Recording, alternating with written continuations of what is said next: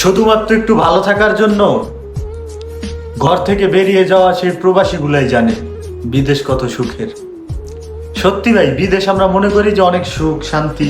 আরে ভাই, এসির ভিতরে থাকা।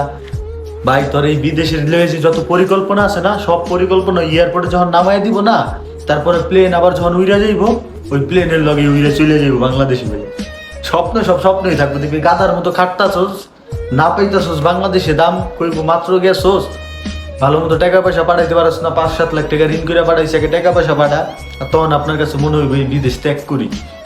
একটা পর্যায়ে বিদেশ থাকতে থাকতে তখন ফ্যামিলির কথা চিন্তা ভাবনা করে মনে হবে না আরো কিছুদিন বিদেশ করি। ভাই এই বিদেশ আর শেষ হইব না।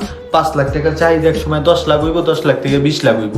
কিন্তু নিজের বয়স যে শেষ হয়ে যাইতেছে, নিজের স্বপ্নগুলা যে পূরণ করবেন, কখন ফ্যামিলির স্বপ্ন পূরণ করতে যায় এটা আপনি ভুলেই যাইবেন। তো প্রত্যেকটা মানুষকে বলি ভাই, টাকার নেশা কখনো কমবো না। মোটামুটি একটা অ্যামাউন্ট হইলে বাংলাদেশে যে ব্যবসা বাণিজ্য করতে পারবেন, চলতে পারবেন, হইলে চলে যান বিদেশ। ভাই আপনি 5 কোটি টাকার মালিক হইলেও আপনার মনে হচ্ছে 10 কোটি টাকার মালিক হই। তো নির্দিষ্ট একটা অ্যামাউন্ট নিয়ে চলে যান ভাই।